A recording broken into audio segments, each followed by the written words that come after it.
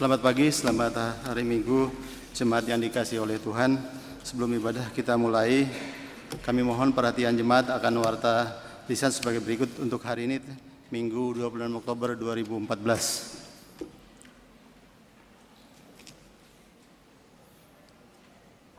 Satu, diberitahukan kepada peserta katekisasi yang masih wajib mengikuti kelas tambahan pelajaran katekisasi yang akan diadakan pada hari Kamis 6, 13, dan 20 November 2014 pukul 18.30 sampai 20 waktu Indonesia Barat, bertempat di GKI Sangkrah. Mohon perhatian dan kehadiran peserta katekisasi. 2. Basar Bulan Keluarga diadakan pada hari ini, Minggu 26 Oktober 2014, bertempat di halaman GKI Sangkrah. Kepada segenap anggota jemaat, dipersilakan untuk menikmati kudapan makanan dan minuman, serta bermain di arena permainan seusai ibadah pertama, 2, dan 3. 3. Diberitahukan kepada segenap jemaat GKI Sangkrah bahwa pada tanggal 23 Oktober 2014 telah hadir di jemaat GKI Sangkrah Saudara Samuel Ismayanto MDiv, kader pendeta GKI yang akan melakukan pendidikan persiapan kependetaan atau PPK 1 di GKI Sangkrah Solo. PPK 1 tersebut berlangsung selama 5 bulan, yaitu dari bulan Oktober 2014 hingga Maret 2015. PPK adalah syarat yang harus dilalui oleh setiap kader pendeta GKI sebelum menjalani proses resmi kependetaannya.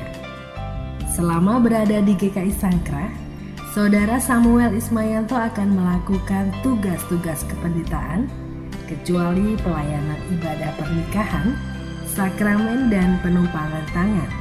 Kiranya segenap jemaat GKI Sangkrah dapat mendukung dan mendoakan agar PPK 1 tersebut dapat diselesaikan dengan sebaik-baiknya oleh yang bersangkutan. 4. Pada tanggal 23 Oktober 2014, Tuhan telah memanggil pulang Ibu Siti Ngajebi, penjalan RT 3 RW 4 Gandean Solo. Jenazah telah dikebumikan pada tanggal 24 Oktober 2014. Kiranya Tuhan yang adalah sumber kehidupan memberikan kekuatan dan penghiburan kepada keluarga yang ditinggalkan. Bagi jemaat yang membawa HP, mohon tidak diaktifkan agar ibadah dapat berlangsung dengan hikmat. Kepada saudara-saudara yang baru pertama kali menghadiri kebaktian, segenap anggota majelis jemaat mengucapkan selamat datang dan menghimbau kepada saudara untuk ikut serta dalam kegiatan gerejawi. Kiranya firman Tuhan pada hari ini memberikan kekuatan kepada iman kita. Jemaat sekalian, mari kita bersama-sama menaikkan pujian dari NKB 160, bait pertama dan ketiga, segala puji syukur.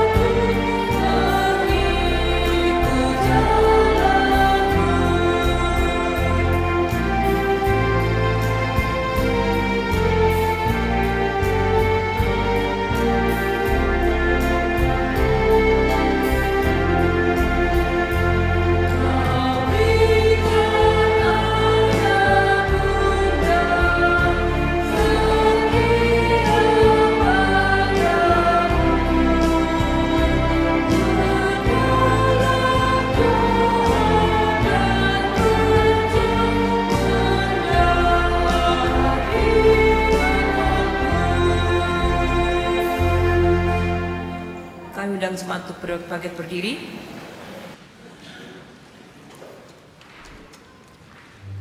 Sungguh kami bersyukur atas pemeliharaan dan campur tangan Tuhan di dalam kehidupan keluarga kami. Tangan Tuhanlah yang membuat keluarga kita tetap utuh dan kuat. Tangan Tuhanlah juga yang membuat kasih yang suam menjadi hangat di dalam keluarga kita. Tangan Tuhan. Karena Tuhanlah keluarga kita yang biasa menjadi keluarga yang luar biasa. Bersama Tuhan dan bersama keluarga kita, marilah kita bersinar seperti bintang dan menjadi terang bagi keluarga kami. Terpujilah Tuhan kini dan selamanya. Keluarga Hidup Indah PKJ 289 bait pertama dan ketiga akan kita naikkan.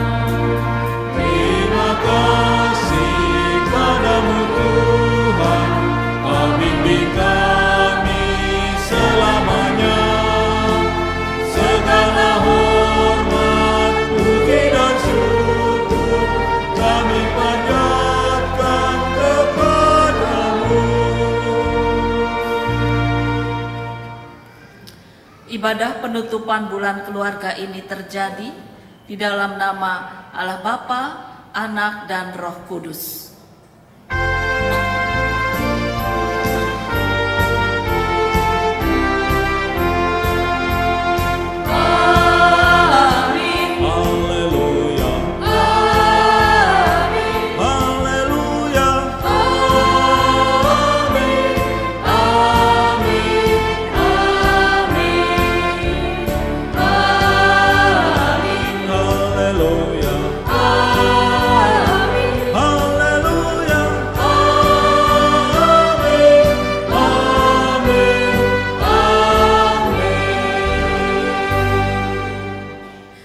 Tuhan beserta kita.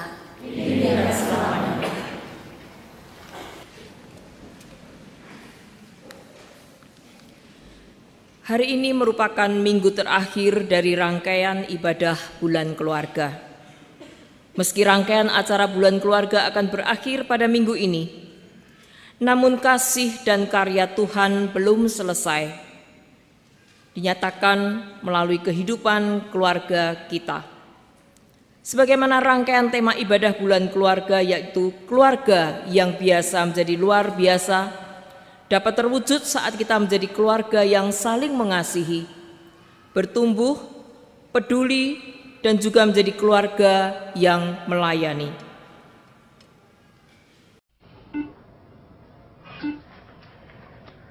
你陪陪妈，其他的事情让我们处理。你陪陪爸啊。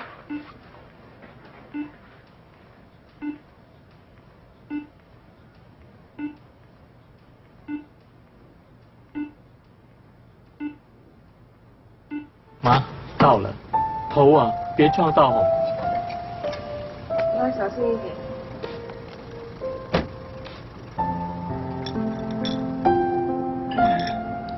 这么硬，怎么吃啊？你是要噎死我啊？不然吃这个菜，这个菜比较嫩。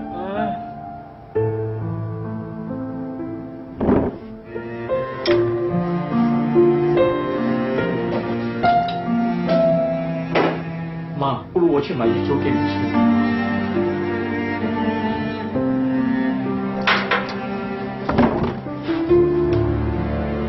我不要住这里，我不要住这里！啊，让我照顾你。我要去红山下姨婆的家住。It doesn't look good. You have to be prepared for the worst. Well, she never told us anything. Well, she's a tough woman. We should get her to the hospital immediately.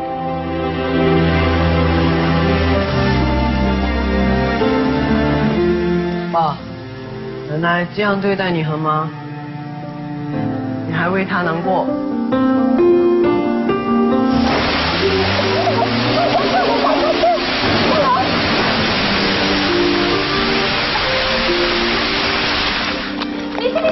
走了，快点报修！别人来这里都是看病的，都在那里等一下。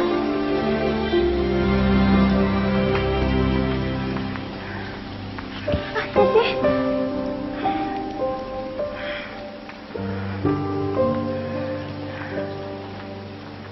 天空白落雨，阿公啊行地头。白骨风，哭哒哭，哭哒哭，哭丢一个，酸又苦，也会多真正趣味。阿公要煮咸，阿嬷要煮正。两个手。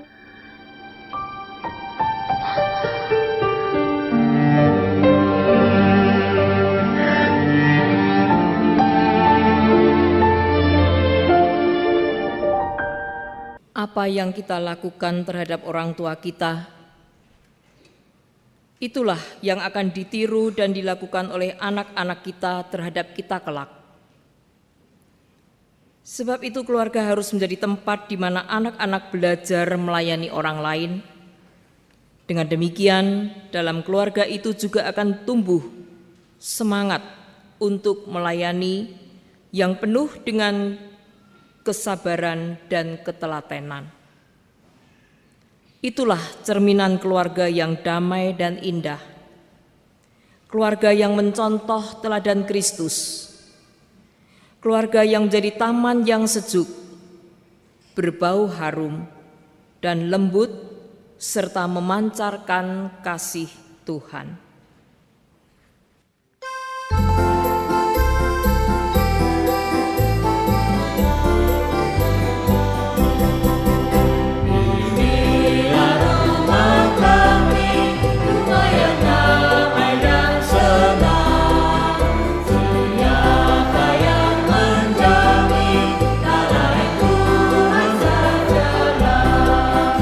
Alangkah baik dan indah jikalau Tuhan beserta.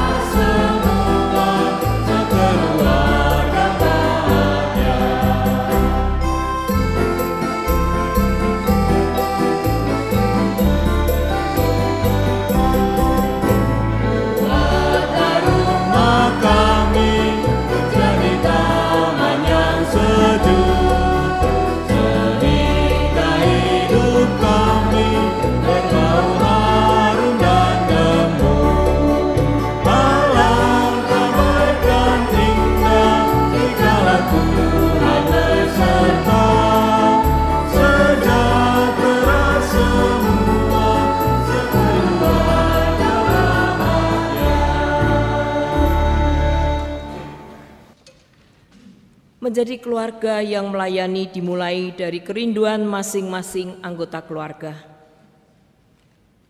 untuk saling mengutamakan satu dengan yang lain. Maka apakah yang telah kita lakukan dan berikan untuk keluarga kita? Sudahkah kehadiran kita sungguh menjadi berkat bagi pasangan, anak-anak, dan saudara kita? Melakukan hal yang luar biasa tidak harus menunggu dan tidak selalu harus melakukan hal-hal yang rumit. Cukup dengan kesungguhan, ketulusan hati untuk melakukan hal-hal yang biasa secara luar biasa. Bukan dari bentuk atau nilainya, melainkan seberapa jauhkah kita selalu berusaha untuk memberikan yang terbaik dari yang paling baik buat keluarga kita. Marilah kita merenungkan kehadiran, sikap, dan tindakan kita selama ini kepada keluarga kita. Marilah kita memohon agar tangan kuasa Tuhan selalu menopang dan menolong kita untuk semakin mengasihi, peduli, dan melayani setiap anggota keluarga kita. Kepada setiap kita diberikan kesempatan untuk berdoa secara pribadi, menaikkan doa pengakuan dosa, penyesalan, dan mohon pengampunan dari Tuhan. Mari kita berdoa.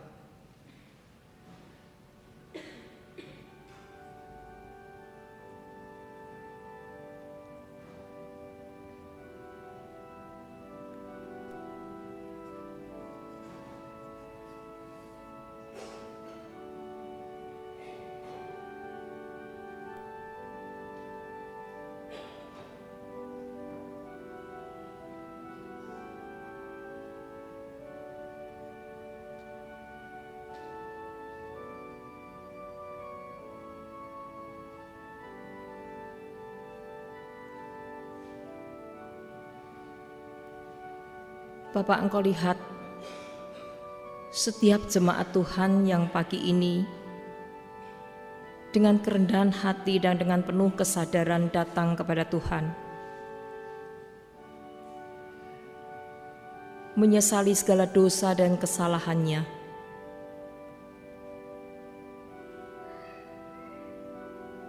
Terima kasih Bapak kalau pada bulan keluarga ini setiap kami diingatkan keberadaan kami masing-masing di tengah keluarga kami masing-masing. Sudahkah kami menjadi berkat satu dengan yang lain? Sudahkah kami memperhatikan satu dengan yang lain? Sudahkah kami peduli satu dengan yang lain? Ataukah selama ini kami hanya mementingkan diri kami sendiri? Segalanya terpusat bagi diri kami sendiri. Bagaimana kami bisa menjadi keluarga yang luar biasa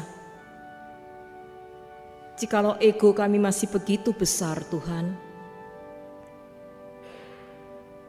Karena itu Tuhan, dengan segala keberadaan kami masing-masing, kami datang menyesali segala keberadaan kami yang selama ini masih sering kali mengecewakan hati Tuhan, mengecewakan anggota keluarga kami, sesama kami, teman-teman kami, dan orang-orang di sekitar kami di mana kami berada. Ampuni kegagalan kami untuk menjadi perkakas dalam tangan kuasa Tuhan. Ampunkan keegoisan kami di dalam pementingan diri sendiri,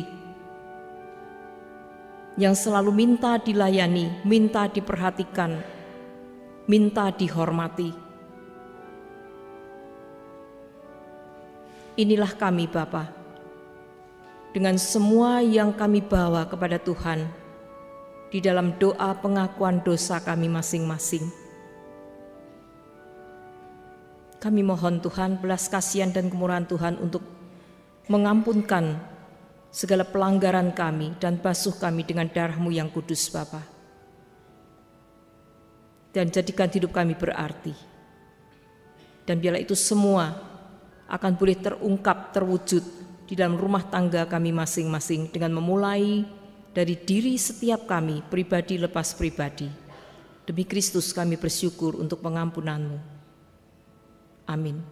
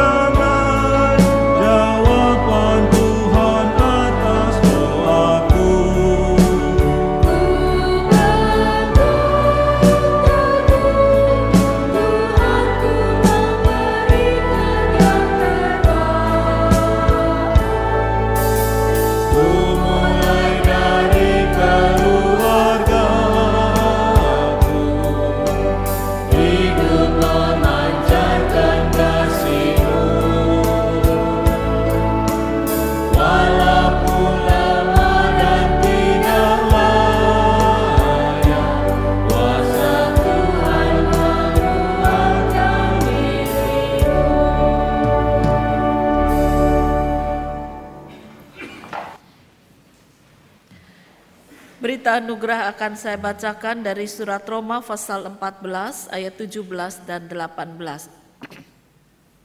Sebab kerajaan Allah bukanlah soal makanan dan minuman, tetapi soal kebenaran, damai sejahtera dan sukacita oleh Roh Kudus.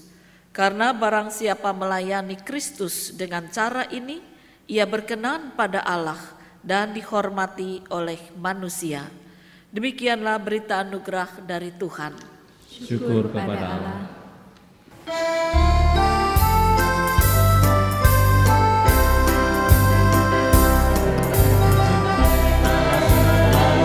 Tunjukkan wajah gembira-Mu, lihat dengan kanan kiri dan di sekitar-Mu, berikan salam damai. Kasih karunia serta pengampunannya diberi. Hiduplah dalam damai, seorang dengan yang lain. Hiduplah hanya Tuhan bagimu. Hiduplah dalam damai, seorang dengan yang lain.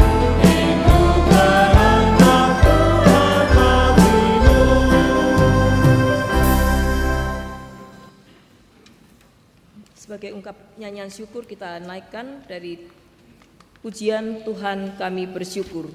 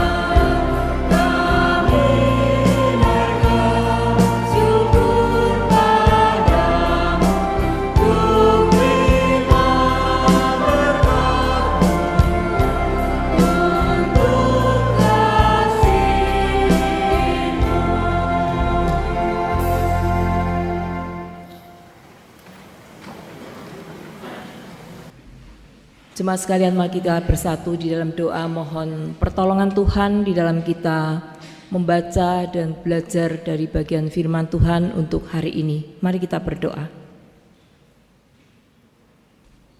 Tuhan Yesus, sebentar kami akan bersama-sama membaca dan belajar daripada firman Tuhan yang akan kami pelajari bersama-sama melalui pemberitaan firman yang akan disampaikan oleh hamba-Mu Pendeta Lani. Kiranya Roh Kudus menolong setiap kami, setiap jemaat-Mu yang sudah berhimpun pada ibadah kedua ini, agar dengan urapan Roh Kudus-Mu sendiri, kami boleh mengerti dengan baik dan benar apa yang Tuhan mau kami mengerti.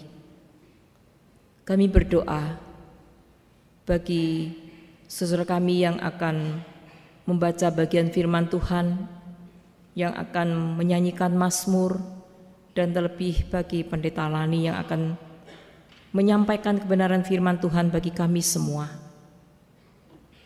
Urapilah Tuhan setiap hamba-hamba-Mu ini secara khusus, supaya melalui hamba-hamba-Mu ini kami boleh mendapatkan bekal dan berkat firman Tuhan bagi kehidupan kami, bagi pertumbuhan iman kami. Jauhkan kiranya segala hal yang Kau tidak kehendaki terjadi, dan karena itu Tuhan kuasai hati dan pikiran setiap kami, dan kami menyerahkan waktu ini sepenuhnya hanya ke dalam tangan Tuhan. Kami berdoa di dalam nama Tuhan kami Yesus Kristus, firman yang hidup. Amin.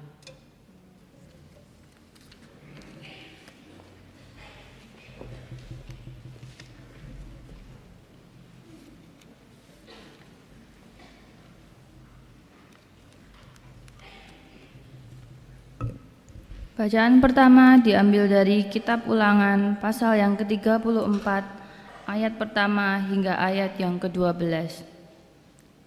Kitab Ulangan pasal 34 ayat pertama hingga ayat 12. Bacaan ini mempersaksikan akhir dari pelayanan Musa yang telah memimpin bangsa Israel keluar dari Mesir ke tanah Kanaan. Beginilah firman Tuhan. Kemudian naiklah Musa dari dataran Moab ke atas gunung Nebo, yakni ke atas puncak Pisgah, yang di tentangan Yeriko. Lalu Tuhan memperlihatkan kepadanya seluruh negeri itu, daerah Gilead sampai ke kota Dan, seluruh Naftali, tanah Efraim dan Manasye, seluruh tanah Yehuda sampai laut sebelah barat, tanah Negeb dan lembah Yordan, lembah Yeriko, kota pohon kurma itu sampai Zoar. Dan berfirmanlah Tuhan kepadanya, inilah negeri yang kujanjikan dengan sumpah kepada Abraham, Ishak dan Yakub. Demikian, kepada keturunanmu lah akan kuberikan negeri itu. Aku mengizinkan engkau melihatnya dengan matamu sendiri, tetapi engkau tidak akan menyeberang ke sana. Lalu matilah Musa hamba Tuhan itu. Di sanalah di tanah Moab sesuai dengan firman Tuhan. Dan dikuburkannya lah dia di suatu lembah di tanah Moab, di tentangan Bet Peor, dan tidak ada orang yang tahu kuburnya sampai hari ini. Musa berumur 120 tahun ketika ia mati. Matanya belum kabur dan kekuatannya belum hilang. Orang Israel menangisi Musa di dataran Moab 30 hari lamanya. Maka berakhirlah hari-hari tangis perkabungan karena Musa itu. Dan Yosua bin Nun pun penuh dengan roh kebijaksanaan, sebab Musa telah meletakkan tangannya ke atasnya. Sebab itu orang Israel mendengarkan dia dan melakukan seperti yang diperintahkan Tuhan kepada Musa. Seperti Musa yang dikenal Tuhan dengan berhadapan muka, tidak ada lagi nabi yang bangkit di antara orang Israel. Dalam hal segala tanda dan mukjizat yang dilakukannya atas perintah Tuhan di tanah Mesir terhadap Firaun dan terhadap semua pegawainya dan seluruh negerinya, dan dalam segala hal, perbuatan kekuasaan dan segala kedahsyatan yang besar yang dilakukan Musa di depan seluruh orang Israel. Demikianlah firman Tuhan.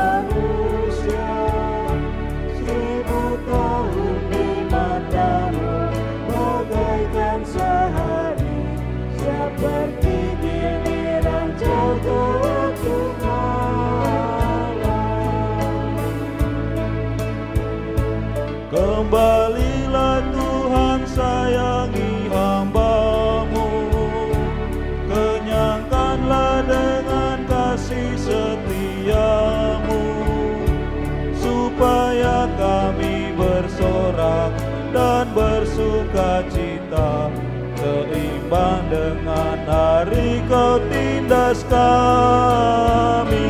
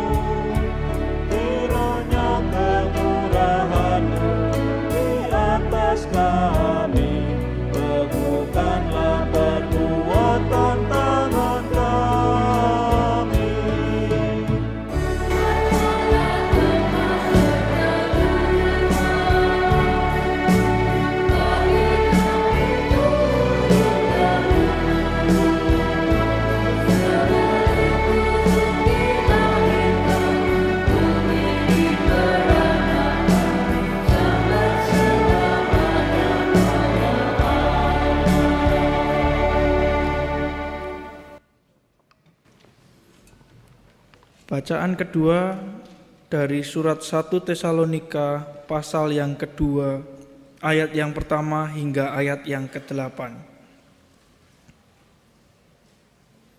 Surat 1 Tesalonika pasal yang kedua, ayat yang pertama hingga ayat yang ke-8.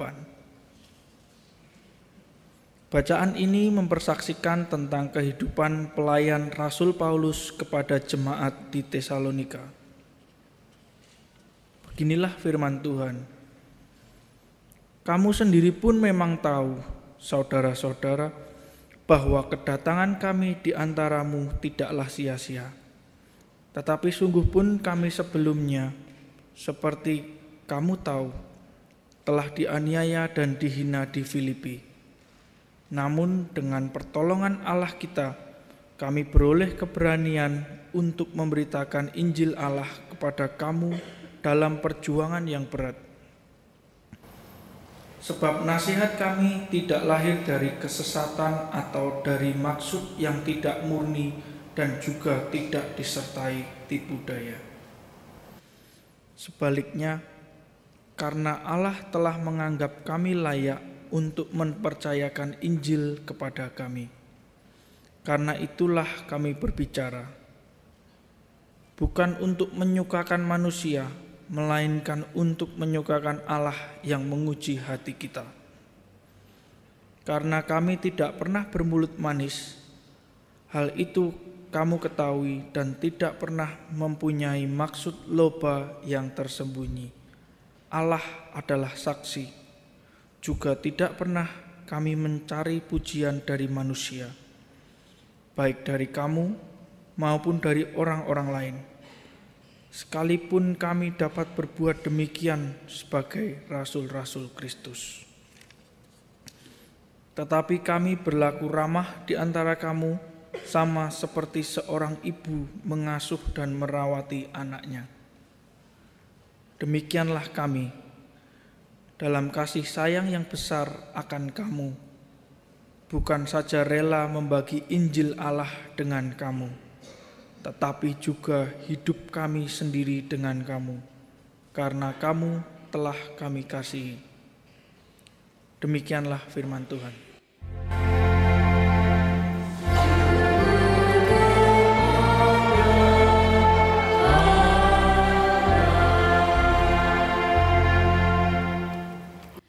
Bacaan Injil dari Injil Tuhan Yesus Kristus menurut Matius pasal 22 ayat 34 sampai dengan 40. Injil Tuhan Yesus Kristus menurut Matius pasal 22 ayat 34 sampai dengan 40. Ketika orang-orang Farisi mendengar bahwa Yesus telah membuat orang-orang Saduki itu bungkam, berkumpullah mereka. Dan seorang dari mereka, seorang ahli Taurat, bertanya untuk mencobai dia, "Guru, hukum manakah yang terutama dalam hukum Taurat?" Jawab Yesus kepadanya, "Kasihilah Tuhan Allahmu dengan segenap hatimu, dan dengan segenap jiwamu, dan dengan segenap akal budimu. Itulah hukum yang terutama dan yang pertama. Dan hukum yang kedua yang sama dengan itu ialah, kasihilah sesamamu manusia seperti dirimu sendiri. Pada kedua hukum inilah tergantung seluruh hukum Taurat dan kitab para nabi." Demikianlah Injil Tuhan Yesus Kristus. Yang berbahagia adalah mereka yang mendengarkan firman Allah dan memelihara dalam kehidupannya hari lepas sehari. Haleluya.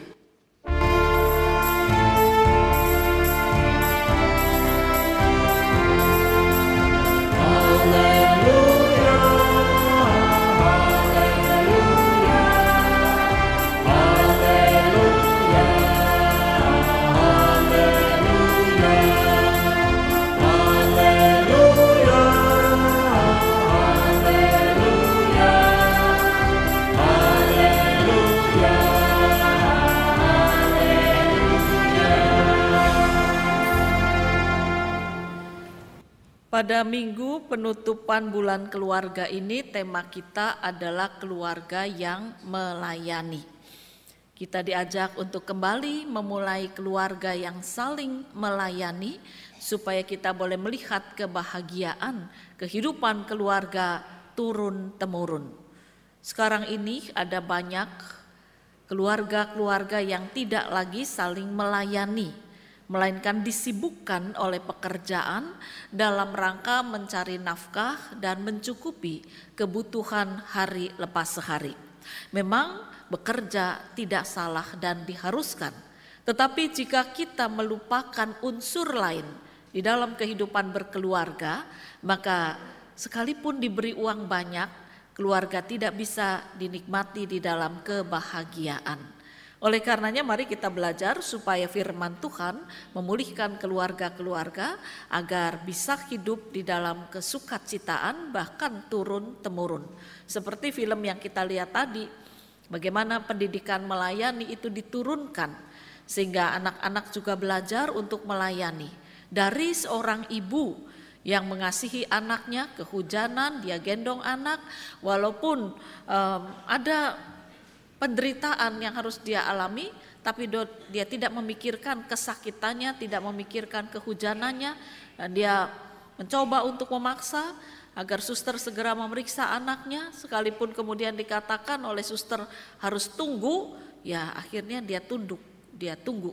Tapi kegelisahan hatinya ditutupi dengan cara menyanyi, membesarkan hati anaknya, sampai kemudian anak itu tahu arti pelayanan seorang ibu. Bapak, Ibu, dan saudara-saudara, berapa banyak di antara keluarga-keluarga Kristen ini yang tidak lagi menikmati sukacita kebersamaan di dalam satu keluarga, suami istri, orang tua, anak yang saling melayani. Tidak jarang ketika anaknya sudah memasuki usia pernikahan, tiba-tiba orang tua itu datang dan berkata, Pak Pendeta, Bu Pendeta, kami mau mengundang Bapak Ibu Pendeta untuk hadir dalam pernikahan anak-anak kami. Tapi minta maaf, anak-anak kami menikah dengan cara yang lain. Tidak diberkati, tapi dengan cara lain. Meskipun orang tua itu menangis, sedih, apa yang bisa dilakukan? Pertanyaannya, mengapa sekarang semakin banyak anak-anak muda tidak lagi mengindahkan firman Tuhan, berpegang pada firman Tuhan, lalu mencari jodoh, pasangan, mencari pekerjaan seolah-olah langkahnya sendiri, dia tentukan sendiri dan Tuhan tidak dilibatkan. Apakah ini kesalahan orang tua, kesalahan pendeta, kesalahan guru sekolah minggu? Mungkin semua terlibat di dalamnya, tetapi paling tidak keluargalah yang paling tahu mengapa banyak anak-anak muda sekarang, laki dan perempuan, tidak lagi bisa menikah di tengah kebaktian syukur pada Tuhan Yesus, melainkan dia mencari jalan yang lain. Bapak, Ibu, dan saudara-saudara, mari kita membangun keluarga supaya kelak keluarga kita tidak mengalami hal seperti itu. Yang sudah terjadi mari kita doakan supaya anak-anak itu bisa kembali pada Tuhan. Tapi yang belum terjadi jangan sampai terjadi. Mulailah belajar sikap untuk melayani dari Musa. Dalam pembacaan firman ini kita membaca bagian yang aneh sebetulnya, yaitu tentang kematian Musa. Kematian Musa dengan keluarga yang melayani ini hubungannya apa? Dikatakan kita membaca bagaimana Musa itu dipanggil, kemudian dia ditunjukkan oleh Tuhan tanah perjanjian, tapi kemudian dikatakan kamu tidak bisa melihat tanah perjanjian. Oleh karena itu berakhirlah masa kehidupan Musa, dan dikatakan lagi kuburan Musa sampai hari ini tidak ada yang tahu. Kasihan ya, kuburan orang terkenal, orang yang menjadi pemimpin umat Tuhan untuk keluar dari tanah Mesir, kuburannya sekarang tidak dikenali lagi.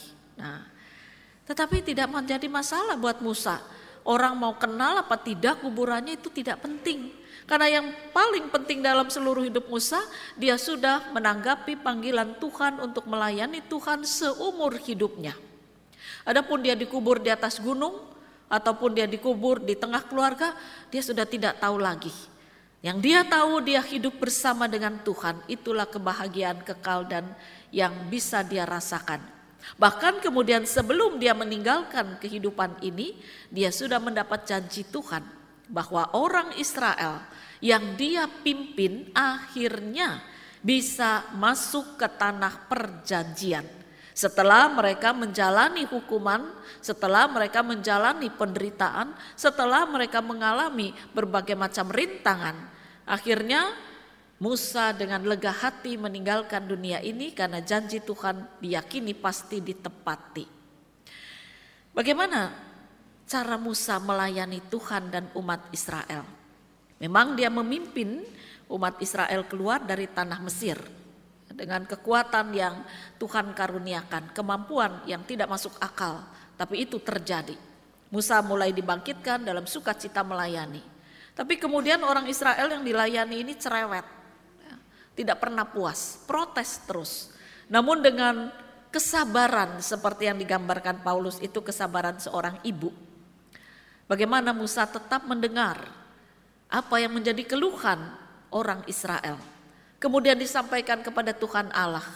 Dan Tuhan Allah berfirman kepada Musa, supaya orang Israel ditumbuhkan pemahaman tentang Allah, ditumbuhkan pemahaman imannya, diteguhkan hingga mereka terus percaya bahwa mereka sedang dituntun memasuki tanah perjanjian. Kesabaran Musa, kasih Musa, ketelatenan Musa. Musa mau mendengar keluhan yang paling kecil, bukan cuma yang besar, tapi yang kecil pun didengarkan. Dan yang kecil yang disampaikan kepada Tuhan, Tuhan menjawab sehingga terjalinlah keindahan dan umat Israel pada akhirnya bisa memasuki tanah perjanjian. Ya, jadi mulai dari pelayanan hal yang kecil membawa hal yang besar atau menjadikan hal yang besar. Demikian juga yang dikatakan oleh surat 1 Tesalonika. Bagaimana Rasul Paulus mengungkapkan wujud pelayanannya. Dia melayani Tuhan karena dia dipercaya untuk memberitakan Injil setelah dia menolak Yesus. Dan kemudian setelah mengalami pertobatan, Paulus sungguh-sungguh memberitakan Injil Yesus. Walaupun untuk pemberitaan itu dia banyak mengalami penderitaan dan aniaya. Tapi itu tidak jadi masalah karena dia katakan, aku mengenal dan merasakan kasih. Kasih itulah yang membangkitkan semangatku untuk melayani. Seperti seorang ibu yang mengasuh dan merawat anaknya. Jadi Paulus ketika membesarkan jemaat-jemaat, dia selalu menjadikan jemaat itu sebagai anaknya. Yang perlu diperhatikan, yang perlu didengar, yang perlu ditumbuhkan, yang perlu disehatkan, sekalipun dia harus banyak menderita. Tapi tidak menjadi masalah karena dasarnya adalah kasih. Kasih seperti yang diungkapkan oleh Tuhan Yesus di dalam Injil Matius. Bagaimana Yesus mengajarkan tentang kasih.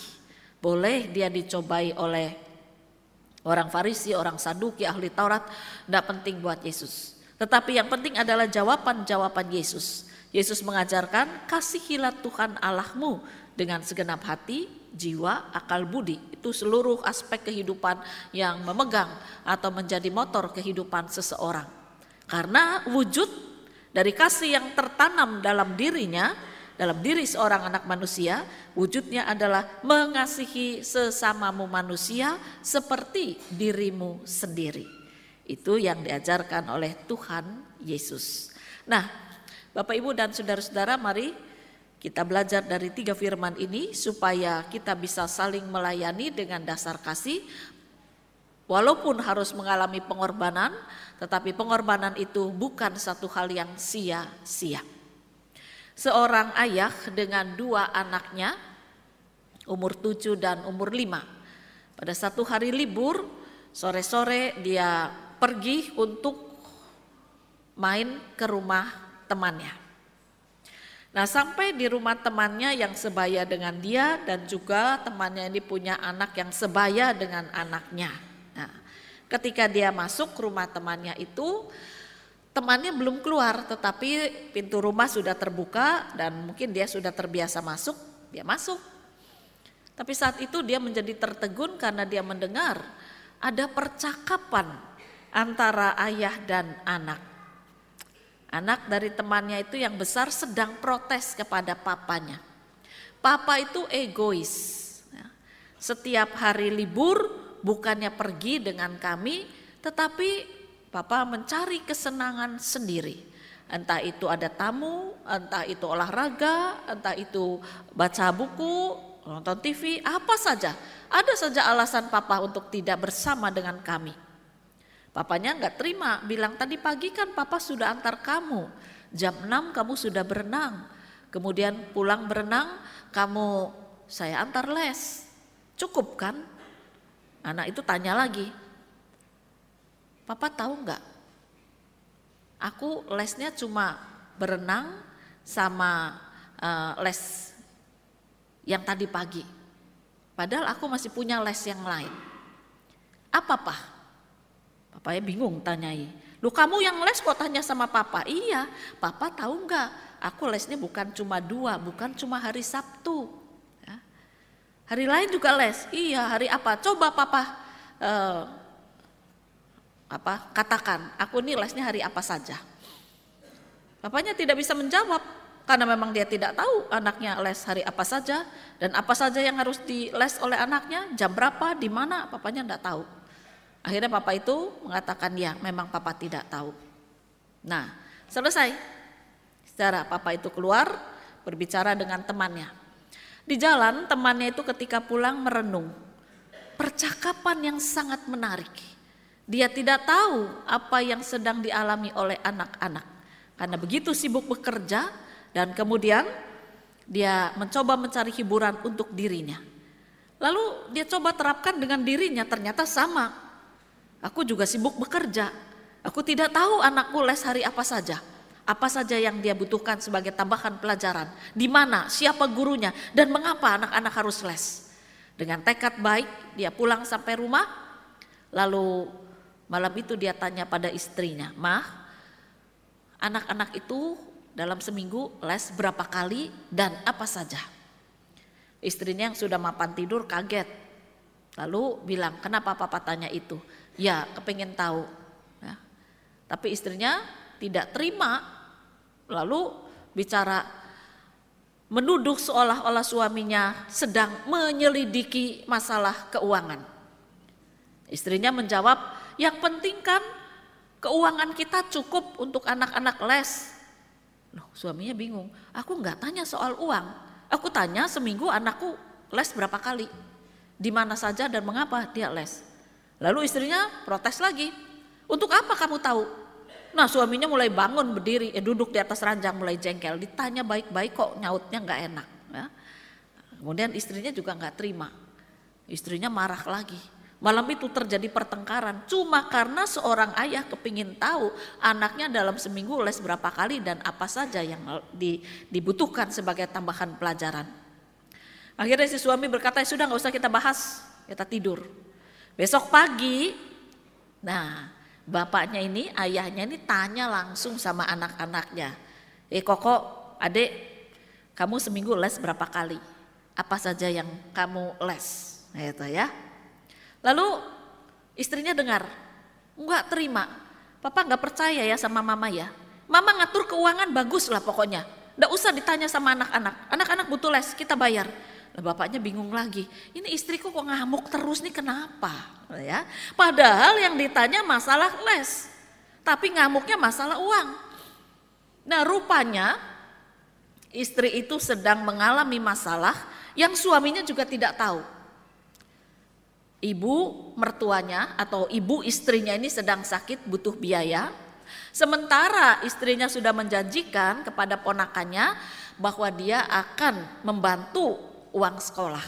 Nah, sekarang kan double yang dibantu. Ibunya iya, ponakannya iya. Jadi dia pusing dengan ngatur keuangannya sendiri. Jangan-jangan suamiku tahu aku banyak pemborosan keluar untuk keluargaku. Apa suamiku curiga ya? Kok aku banyak memberi keluargaku? Itu kesalahannya sendiri, kecurigaan pada diri sendiri. Tapi dia tidak terkomunikasikan dengan baik. Akibatnya terjadilah pertengkaran. Secara kisah yang biasa. Tetapi hal ini menjadikan keluarga tidak punya keterbukaan, tidak punya komunikasi yang baik, tidak ada pelayanan untuk mendengar. Nah, ini menarik, karena begitu keluarga tidak mau saling melayani, maka terjadilah konflik demi konflik, pertengkaran demi pertengkaran. Oleh karena itu mari kita belajar dari Musa. Ada masalah dalam kehidupan orang Israel ketika dituntun Tuhan. Mereka tidak terima tinggal di padang gurun. Kapan kami masuk tanah perjanjian? Lalu Musa menyampaikan pada Tuhan Allah, "Ini Tuhan, umatmu ini protes. Lalu apa yang harus aku jawab?" Tuhan berfirman, Musa mendengar, Musa menjawab, "Umat Israel, kamu pasti akan masuk, tapi tunggu waktu Tuhan." Sekarang alami pertumbuhan iman. Sekarang alami pendidikan iman yang sedang Tuhan lakukan di sini. Setiap kali terjadi, maka Musa mendengarkan omongan orang Israel, tetapi Tuhan juga Musa juga mendengarkan perintah Tuhan. Walaupun kadang-kadang Musa capek atas omelan-omelan dan ketidakpuasan bangsa Israel. Tetapi dia terus mencoba merawat umat Tuhan ini sebagai seorang ibu yang kadang-kadang capek mendengar protes anak. Tapi namanya anak, dijelaskan supaya anak ini bertumbuh, semakin memahami dan akhirnya bisa bertumbuh dewasa. Demikian juga di tengah keluarga. Kalau kita mau melayani keluarga dengan saling mendengar, hal yang kecil saudara. Tetapi seorang ayah mau mendengarkan apa yang menjadi pergumulan anak-anak. Seorang ibu mau mendengarkan apa yang menjadi pergumulan seorang anak. Maka anak-anak itu punya keterbukaan untuk berani berbicara kepada orang tua. Dan diharapkan sampai kelak ketika dia cari jodoh pun anak-anak ini punya keterbukaan berbicara pada orang tua. Nah, orang tua yang mau mendengar harus belajar dari Paulus.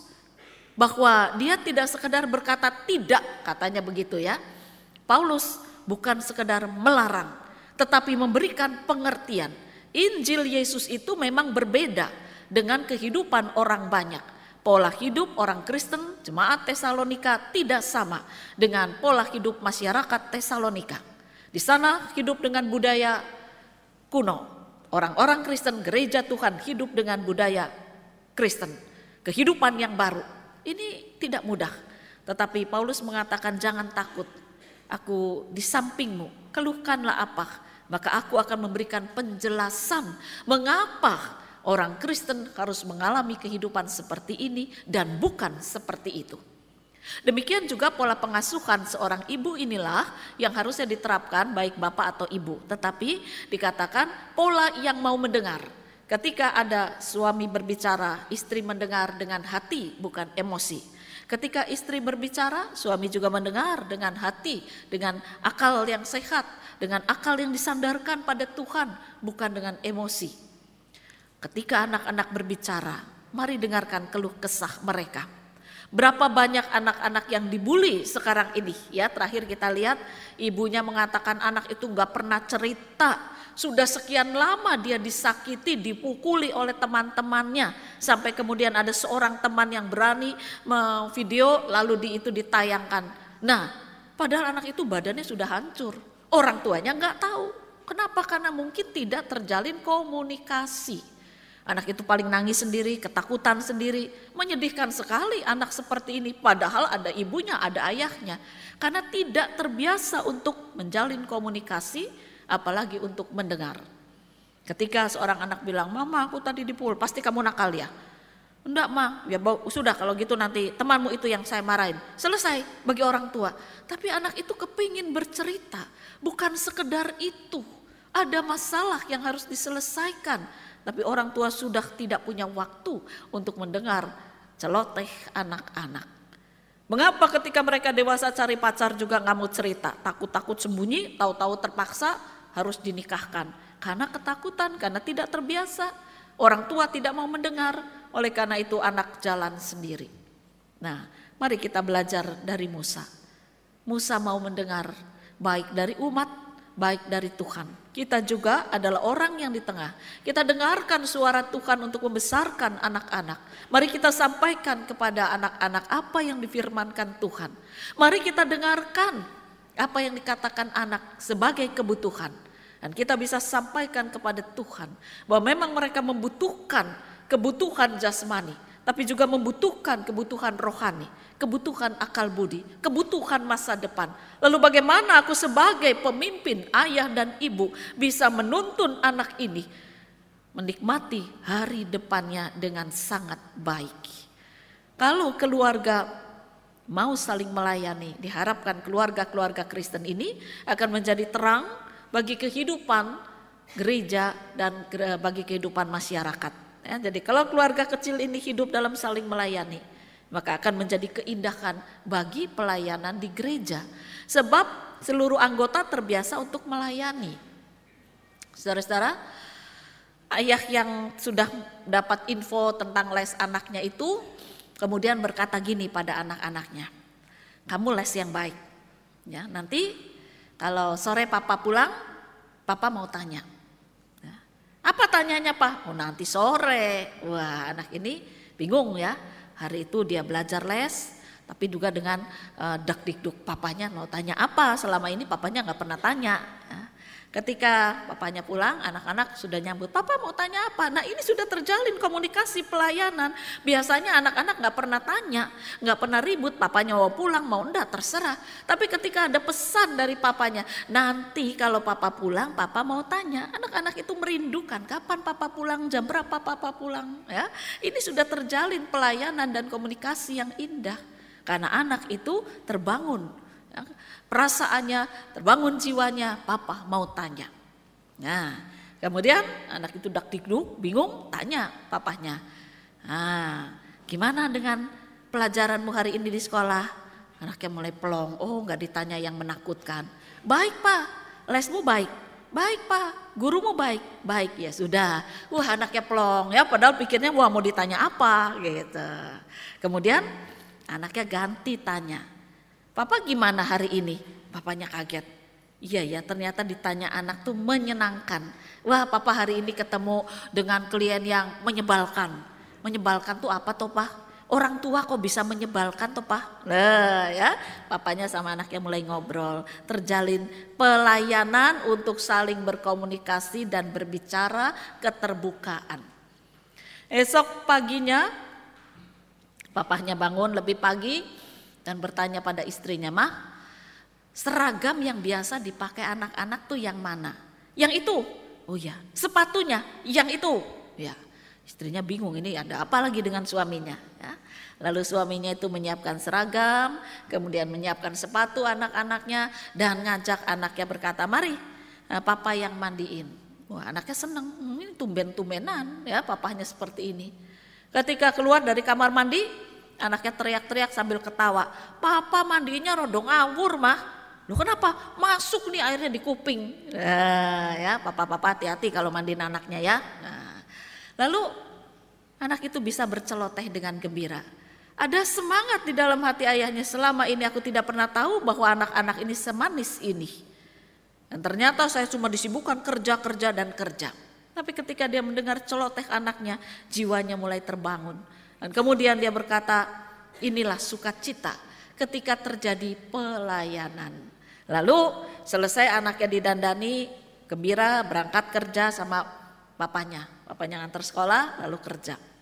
2 hari kemudian ketika papanya lagi dandani anaknya, selesai didandani, anaknya ganti tanya. Papa mau kerja ya? Iya. Pakai sepatu yang mana Pak? Yang itu. Wah yang besar lari. Ambil sepatu papanya. Sediakan ini Pak, gantian sekarang aku yang nyiapkan. Iya papanya senang, yang kecil mewek ya. Laku nyiapin apa buat papa, udah keduluan yang besar ya. Nah bapaknya bingung, piye malah nangis ya. Lalu mamanya datang, kamu bisa ambilkan sandal mama. Oh iya seneng ambilkan sandal mama. Mereka merasa dipakai, berguna di tengah keluarga. Walaupun cuma ambil sandal dan sepatu. Tapi mereka merasa aku sudah diterima, aku berguna, aku bisa membantu orang tuaku. Pelayanan sederhana, pelayanan kecil, tetapi membangun keluarga yang indah dan bahagia.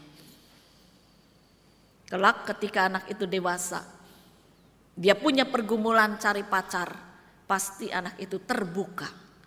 Karena sudah terbiasa berbicara dengan orang tua. Nah oleh karena itu marilah kita belajar dari hal yang kecil.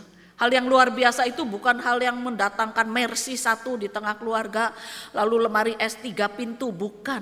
Tetapi membawa sepatu, memakaikan kaos kaki itu sudah luar biasa karena tidak pernah dilakukan secara biasa.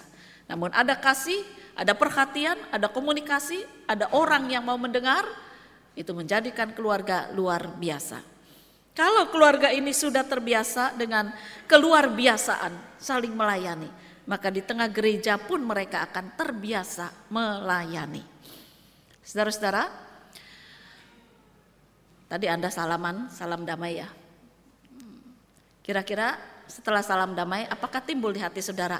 Saya kepingin lebih dari salam damai untuk melayani gereja Tuhan. GKI Sangkrah, siapa yang akan menumbuhkan dan mengembangkan Kalau bukan kita semua sebagai anggota dan simpatisan. Tapi seringkali kita dikuasai oleh perasaan takut dan malu. Wah, saya nggak bisa melayani. Kecil, sederhana, saya yakin semua bisa. Komisi Kebaktian sampai hari ini menjadi bingung. Kenapa ya cari jemaat yang mau salaman? Selamat datang, selamat hari Minggu, tuh di depan. Susahnya bukan main. Kalau sudah didaftar, ada Bu, sekian orang, tapi maunya sore toh, maunya siang toh, enggak masalah, jadwal. Iya Bu, dijadwal, tapi maunya cuma 2 kali toh. Hah? 2 kali? Iya, lain kali enggak mau, paling sebulan Bu, setelah itu gedek-gedek, walah. Ya. Coba berapa banyak saudara yang gedek seperti itu? Nah, karena kita tidak terbiasa melayani di tengah keluarga, suruh salaman sama keluarga besar GKI Sangkrah rasanya berat dan malu. Wah, saya ini siapa? Nanti ditonton orang. Kalau kita sudah tereratkan oleh cinta kasih, ketika kita bersalaman, menerima sebagai saudara yang datang di dalam kebaktian, wawasan kita tentang jemaat GKI Sangkrah justru semakin dibuka. Ternyata kamu juga jemaat GKI Sangkrah, saudara saya. Saya nggak pernah tahu, saya selalu duduk di depan, saya di tengah, saya di belakang, nggak pernah tahu orang-orang di sekitar kita. Ketika kita melayani hal kecil, cuma menyambut tamu, bersalaman, maka Anda akan dibangun keindahan. Ya, ternyata saudara saya, jemaat GKI Sangkrah ini sangat banyak. Yang muda merasa saya malu, masa nyalamin emak engkong, tante, om, bapak, ibu. Yang tua berkata biar yang muda yang kerja. Pusing komisi kebaktian, ya. Ini ndak mau, ini ndak mau. Mari jangan gedek-gedek terus bapak ibu. Belajar terbangunkan oleh pelayanan. Diwujudkan oleh Tuhan Yesus ketika melayani saudara dan saya. Tuhan Yesus tidak pernah gedek. Hal kecil sampai hal besar yang diminta oleh umat Tuhan selalu Tuhan dengarkan. Musa juga demikian, Paulus juga demikian. Maka marilah kita sebagai gereja Tuhan, panggilan kita adalah melayani. Jangan merasa terlalu tua, jangan merasa terlalu muda, jangan merasa terlalu sibuk untuk melayani Tuhan. Lakukan hal yang kecil. Mungkin kalau penerima tamu sudah banyak, padahal belum ada ya. Nah, yang bikin pusing lagi adalah membantu majelis menerima ucapan syukur saudara. Sudah ditulis bangku untuk pengambil kolekte, kotong, ya, kosong. Tulisannya saja yang gede. Ini mana orangnya? Tidak datang, sakit.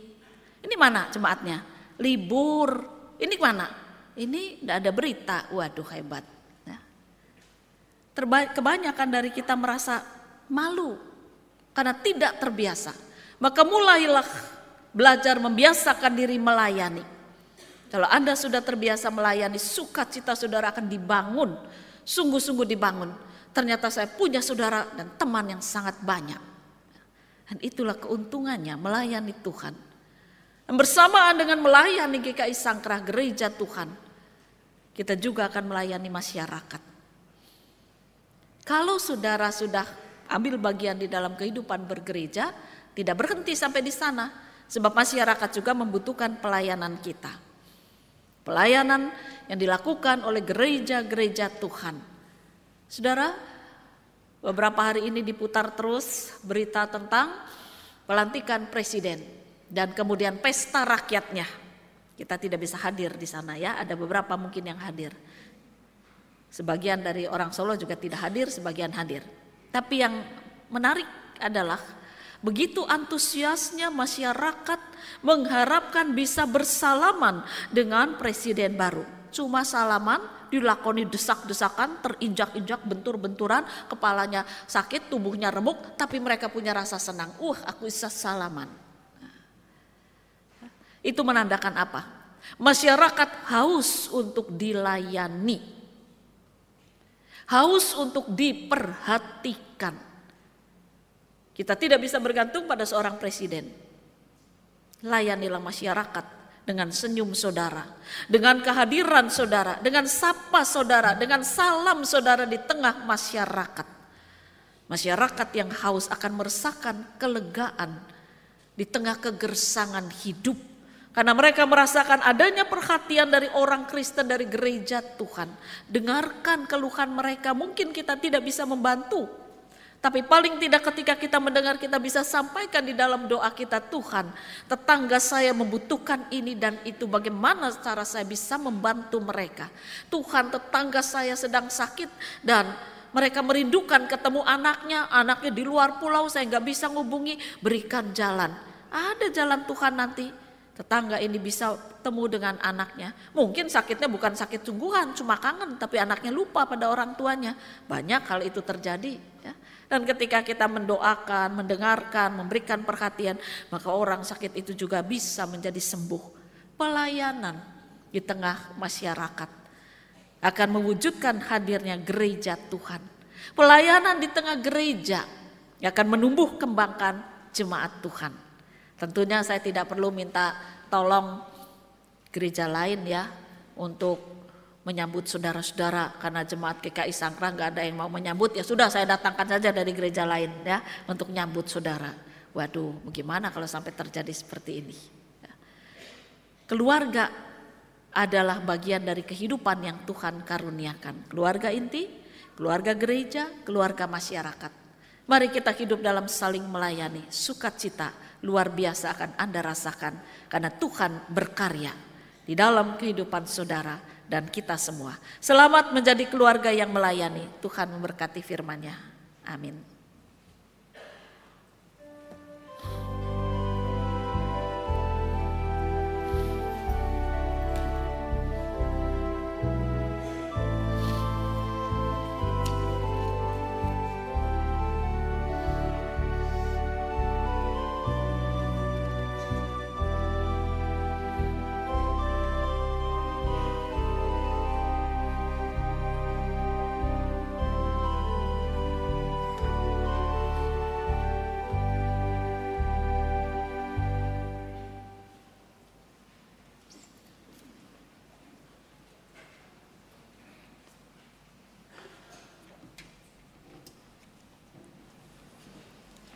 Jemaat yang dikasihi Tuhan, dipersilakan untuk berdiri.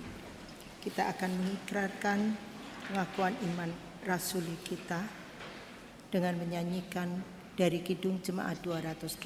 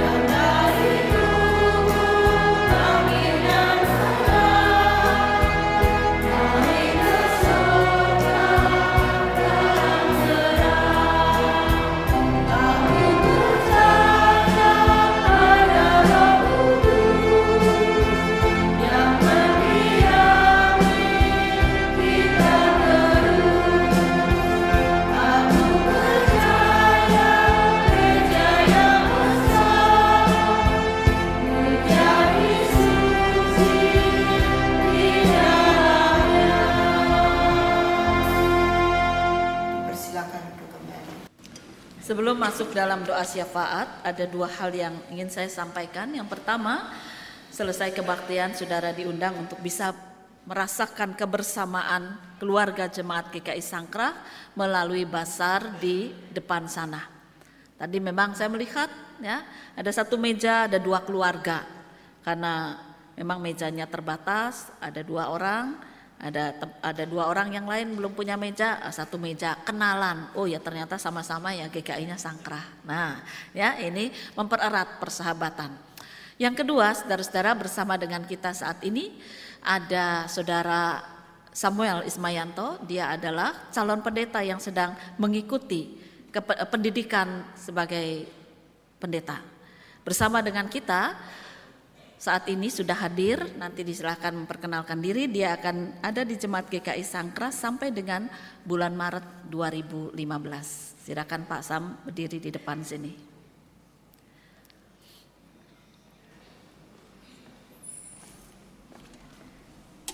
Ya, selamat siang Bapak Ibu dan jemaat sekalian. Ya, puji Tuhan kalau bisa hadir di tempat ini dan menjadi bagian dari keluarga besar GKI Sangkrah selama beberapa bulan di tempat ini.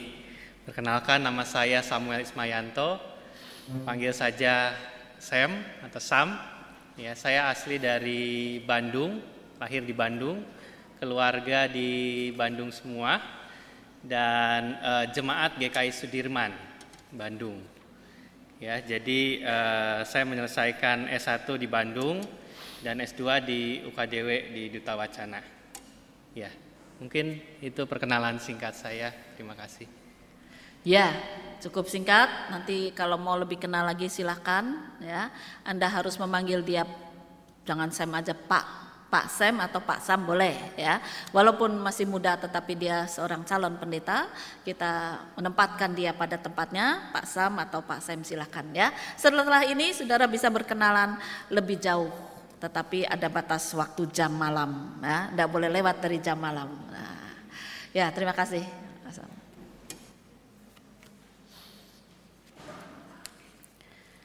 Mari sekarang kita akan masuk dalam doa syafaat.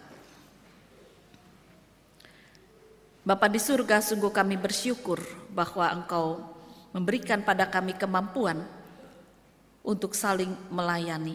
Walaupun mungkin sampai saat ini kami terlupa, tapi kami diingatkan untuk memulai kehidupan di tengah keluarga, saling melayani, supaya di tengah jemaat pun kami boleh saling melayani, dan di tengah masyarakat kami tetap hidup dengan menjalankan tugas panggilan kami sebagai pelayan Tuhan. Kiranya Engkau berkarya, menolong dan memampukan kami. Kami berdoa saat ini bagi saudara-saudara kami yang sedang mengalami kemelut di tengah keluarga mereka. Tuhan hiburkan, teguhkan iman mereka, supaya kemelut keluarga dapat teratasi dan keluarga anak-anak Tuhan boleh dipulihkan. Tuhan akan jadikan mereka sebagai terang dan cahaya di tengah kehidupan masyarakat. Ketika Tuhan hadir, keluarga-keluarga Kristen akan merasakan kekuatan baru, masa depan yang baru, pemulihan yang Tuhan nyatakan. Kiranya Roh Kudus-Mu berkarya. Kami juga mau berdoa bagi saudara-saudara yang sakit. Tuhan tolong di dalam mereka mencari kesembuhan, biarlah mereka tetap beriman kepada Engkau. Bapa di surga, saat ini kami juga mau berdoa bagi pertumbuhan perkembangan jemaat Tuhan GKI Sangkrah di dalam menjalankan tugas panggilannya. Biarlah seluruh jemaat boleh semakin terlibat, hidup di dalam kekeluargaan yang sangat indah. Keluarga jemaat Tuhan GKI Sangkrah, baik anggota maupun simpatisan, bersama-sama menjadikan kerajaan Allah hadir, merasakan sukacita yang datang dari Tuhan. Kiranya Tuhan berkarya. Kami juga bersyukur bersama dengan kami saat ini sudah hadir Saudara Samuel Ismayanto yang akan menjalani proses kependetaan selama beberapa bulan di Jemaat Tuhan GKI Sangkrah. Biarlah kami boleh menjalin kasih dan pola pendidikan ini akan menjadi bekal supaya dia kelak boleh menjadi pelayan Tuhan yang baik di hadapan Tuhan dan di hadapan jemaat. Kami juga mau berdoa untuk keluarga besar Saudara Samuel yang sedang berduka cita karena neneknya dipanggil pulang oleh Tuhan, dan Saudara Samuel tidak bisa hadir untuk acara pengkremasian yang diselenggarakan hari ini. Hiburkanlah dia dan seluruh keluarga besarnya supaya dia boleh bergantung dan senantiasa mencari penghiburan yang dari Tuhan. Demikian juga untuk seluruh keluarga, Tuhan akan memberikan kekuatan dan penghiburan baru. Bapa di surga, pada saat ini kami juga mau berdoa bagi kehidupan masyarakat Indonesia. Kami bersyukur presiden baru sudah dilantik bersama dengan wakilnya. Tuhan berkati dia dengan topangan tangan Tuhan supaya mereka dimampukan untuk melaksanakan tugas sebagai presiden dan wakil, menyatakan kasih Tuhan di tengah kehidupan bangsa Indonesia. Tuhan sendiri akan berkarya. Berkati bangsa ini supaya mereka juga boleh semakin merasakan kehadiran Tuhan dan mereka semakin bersyukur atas kuasa yang Tuhan nyatakan di tengah kehidupan bangsa dan negara Indonesia. Bapa di surga, sebentar kami akan mengakhiri kebaktian ini, melanjutkan kehidupan di tengah keluarga dan masyarakat. Kami mohon berkat penyertaan Tuhan, kami mohon berkat kasih Tuhan, supaya kami boleh menjadi keluarga yang melayani satu dengan yang lain. Kami bersyukur karena kami boleh menaikkan doa syafaat, doa ungkapan syukur dan doa pengharapan. Seluruh rangkaian doa kami akan kami akhiri dengan bersama kami menaikkan doa yang Tuhan Yesus ajarkan kepada kami.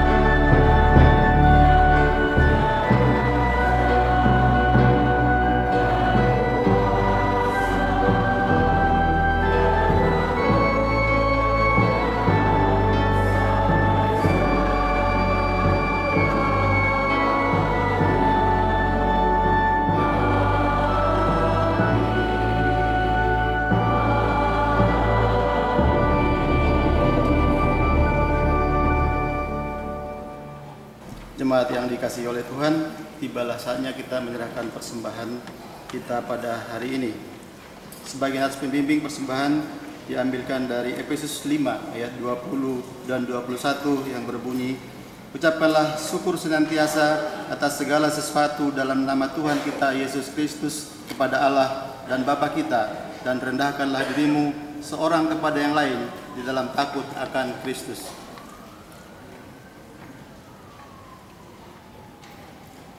Thank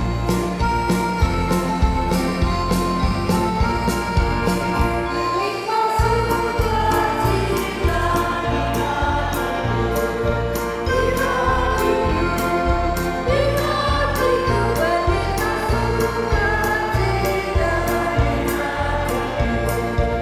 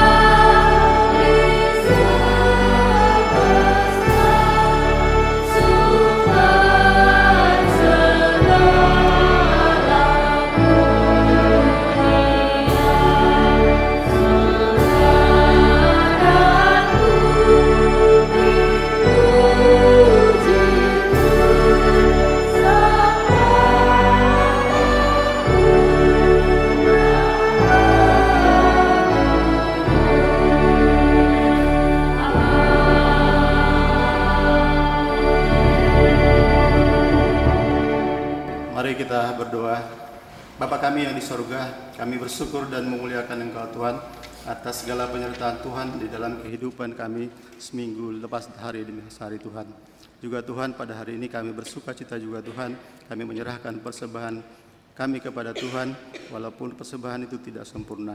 Kami mohon Tuhan agar Tuhan selalu senantiasa menyempurnakan persembahan kami, bukan hanya materi belaka, tetapi juga waktu dan diri kami ya Tuhan. Tuhan, kami mohon juga agar persembahan yang dikumpulkan pada hari ini Tuhan bisa memperlebar kerajaan Tuhan ya Tuhan. Dan juga kami mohon agar majelis diberikan berkat dan hikmat untuk mengelola persembahan ini sesuai dengan kasih Tuhan.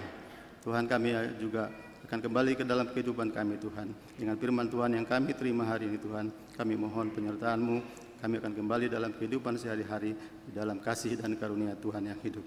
Dalam nama Tuhan Yesus Kristus kami telah berdoa. Amin.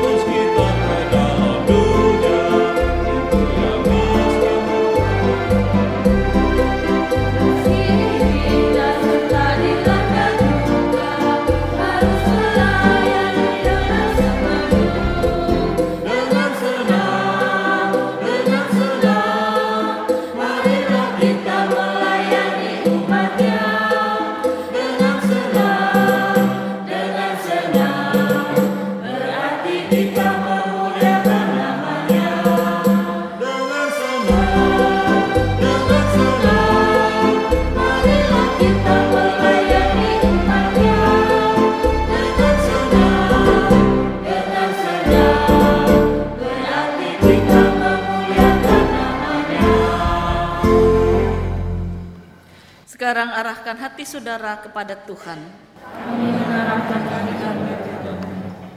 Jadilah keluarga yang saling mengasihi. Kami adalah keluarga yang mengasihi.